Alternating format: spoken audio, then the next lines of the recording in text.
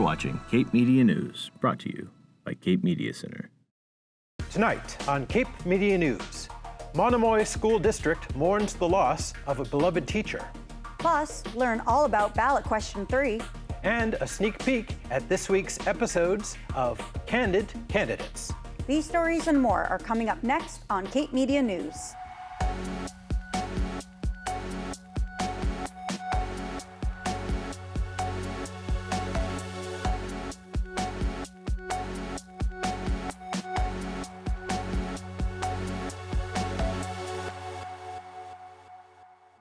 Good evening and welcome to Cape Media News, your source for hyperlocal news that matters. I'm Jamie Horton. And I'm Maxie Davidson.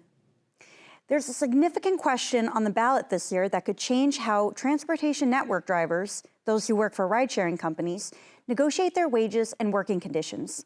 Here's a breakdown of what the proposed law could mean for both drivers and companies. Passing ballot question 3 would give transportation network drivers the right to form unions or driver organizations, allowing them to collectively bargain with companies like Uber and Lyft. These companies would be required to negotiate on wages, benefits, and working conditions if the law passes. The law would not require drivers to join a union. However, if a driver organization is formed, it could represent all drivers in negotiations with these companies. Companies, on the other hand, would be allowed to form multi-company associations to represent them during the bargaining process.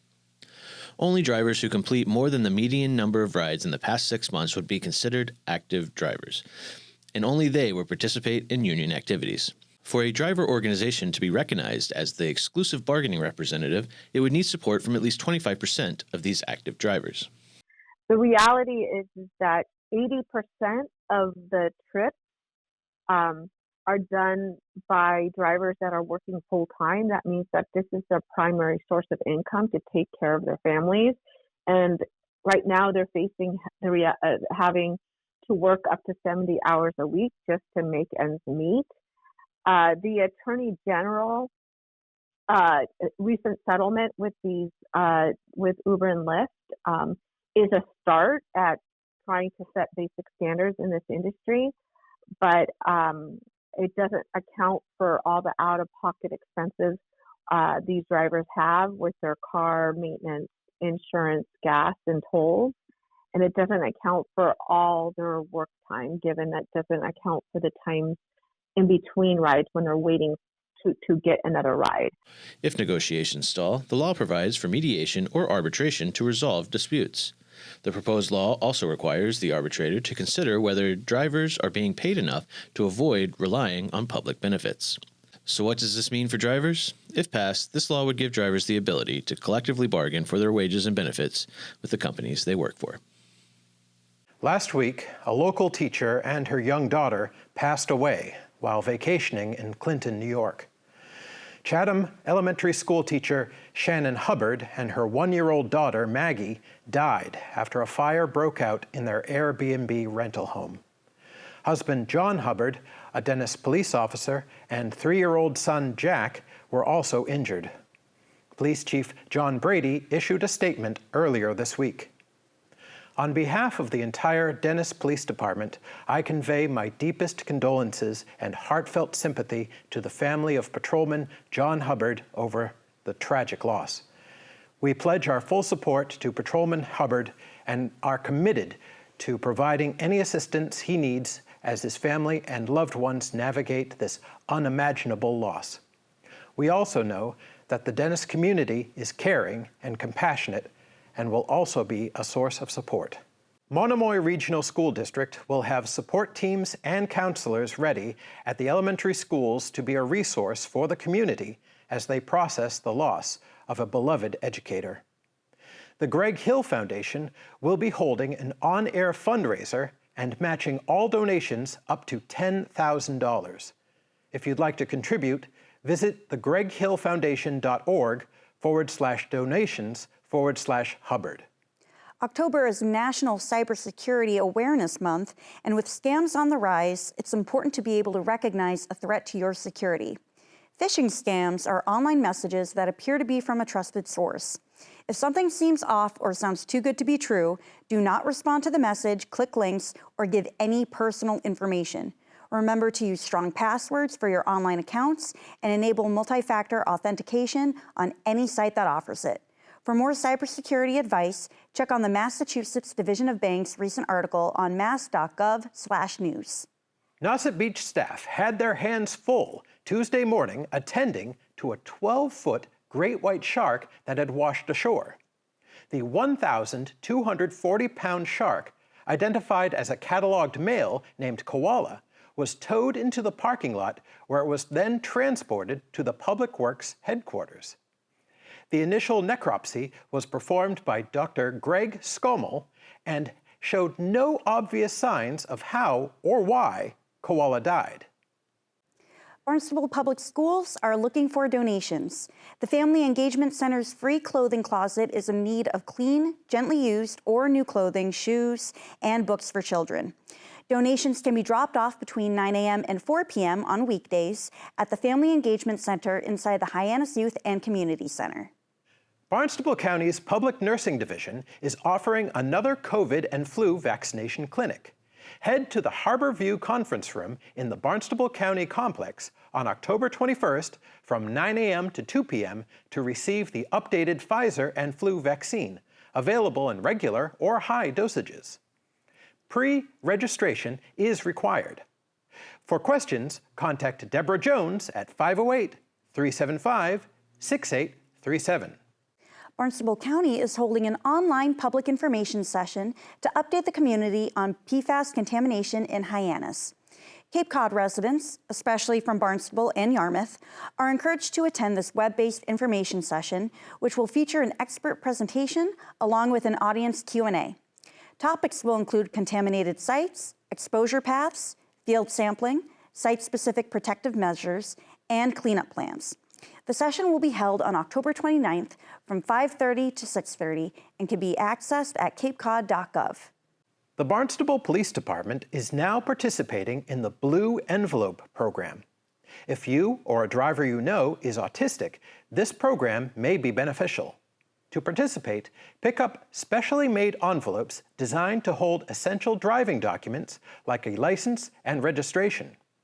The outside of the envelope features instructions to assist law enforcement on how to adapt their approach when interacting with an autistic driver. These envelopes can be picked up at the Barnstable Police Department in Hyannis. For more information on this program, visit mass.gov/public-information. The Cape Cod Commission is calling for your input in developing a Vision Zero action plan. The plan, meant to identify and eliminate fatalities and serious injuries from vehicle crashes, will include a crash analysis and a set of solutions to tackle the root causes of crashes. Your input will help identify the biggest problem areas and aid in prioritizing safety improvements. Visit cccom.link/vision-0-comment to help make Cape roadways safe for all. Coming up after the break, Candid Candidates. Stay tuned. Welcome back to Cape Media News. Our pilot episodes of Candid Candidates debuted last weekend with the candidates for the Cape and Islands Senate seat. This week, we sat down with the 1st Barnstable District candidates Chris Flanagan and Jerry O'Connell. Here are some highlights. As somebody that has experience now in the state legislature and working on a select board, what are the similarities and differences between the town and the state level? So what I loved about municipal government is so much of what you do is tangible. So, for instance, when we built the new DY middle school, that took years in the making for us to get there. But when we finally got there and we walked through those doors for the first time, I remember feeling like, wow, this is incredible that I played a very small part in this new school being built. And so with local government, it's so tangible. You can see it. With state government, it's different in the sense that it's less tangible, but you make more of an impact on people's lives directly. So what I mean by that is, as a state rep, people will call me when they're having issues with their unemployment benefits. They're having issues, affording college or finding a place to live. And when you're able to help them through that journey, that to me is like the whole reason why I'm in it, right? Is to be able to help people who live here. And that's a big difference. You help people personally at the municipal level too, don't get me wrong, but to be able to have resources to really make a meaningful change in someone's life personally is very fulfilling. So they're fulfilling in two different ways. Just focusing on that a little bit, you're kind of different than some other candidates here that like you weren't, you haven't been on the ballot the whole way through. Like you had a pretty aggressive write-in campaign and was successful. What was it like running a write-in campaign? It wasn't. It was fun actually, because you're out there meeting people, you're out there talking to people. You have to engage, the voter, and you have to tell them, hey, you have to introduce yourself to them, to every person. And it was fun. It's cool to meet people. It's cool to swap ideas, share stories. Most people are very like-minded. One of the things that we did not do is we didn't run a sticker campaign.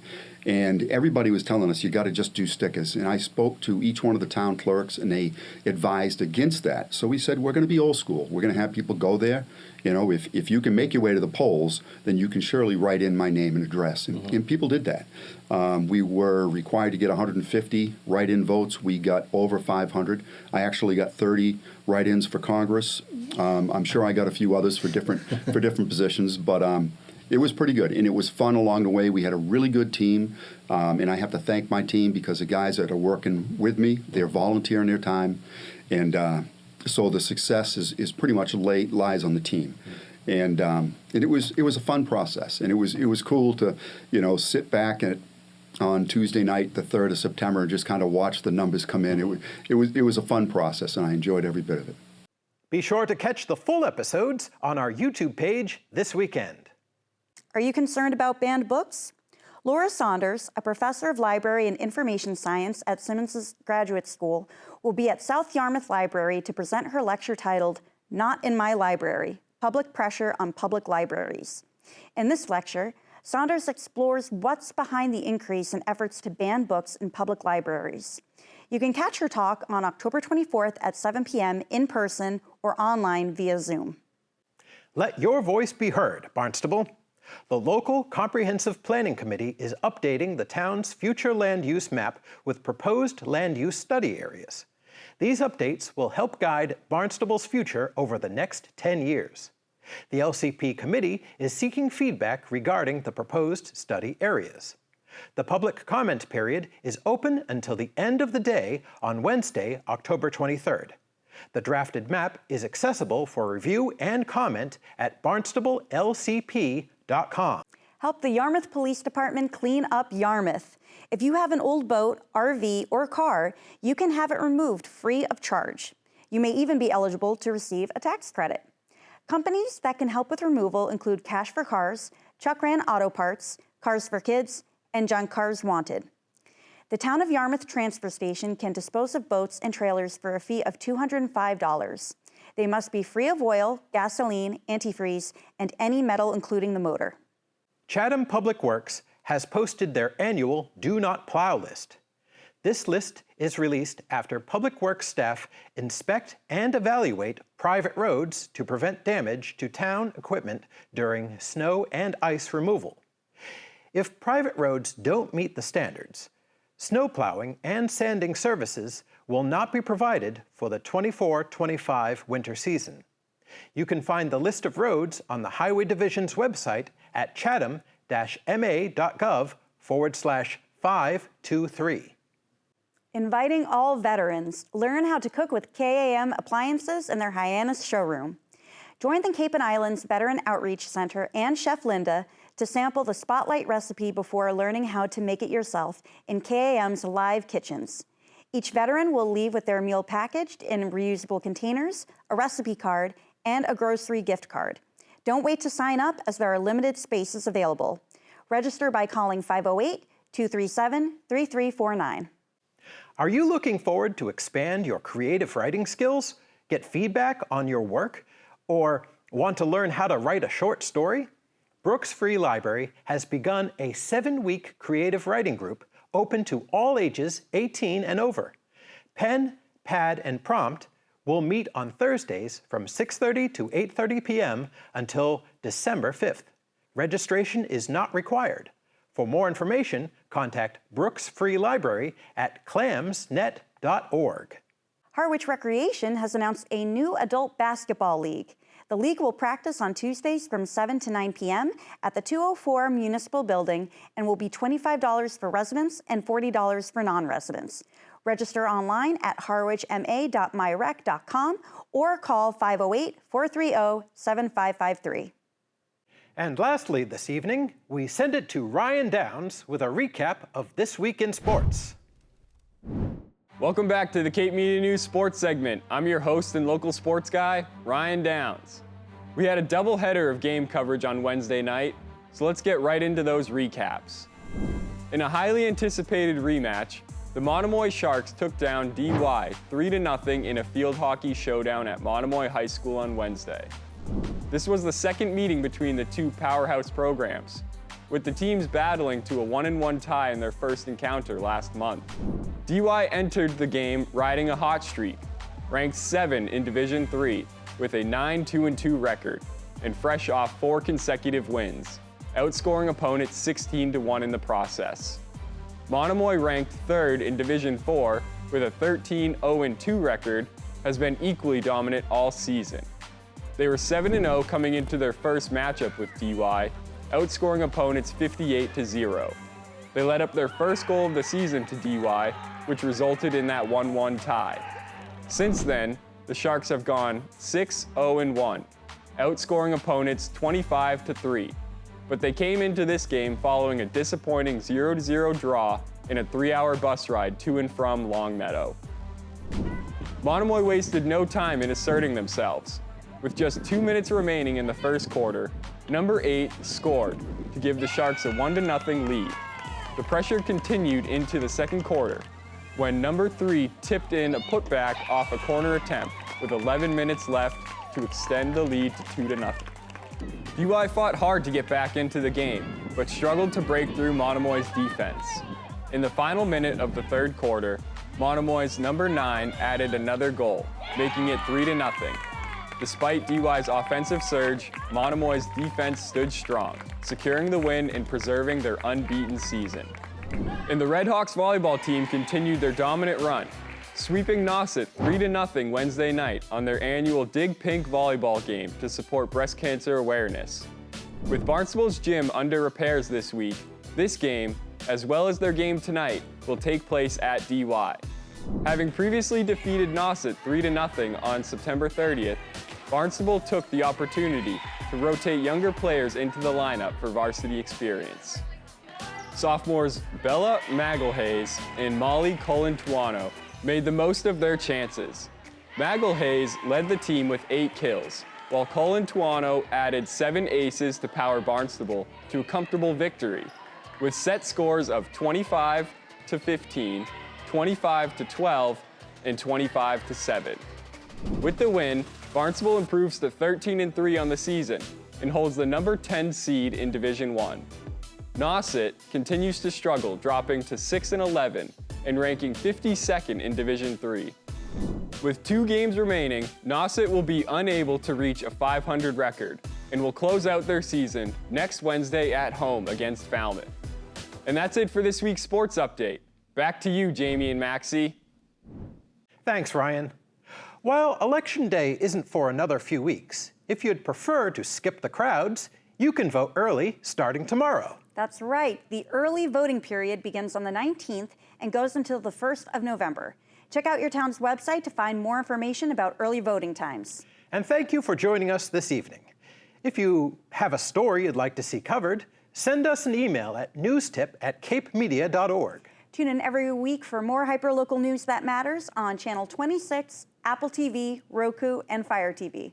Be sure to follow us on all of our social media, including Facebook, YouTube, and TikTok. For Cape Media News, I'm Jamie Horton. And I'm Maxie Davidson.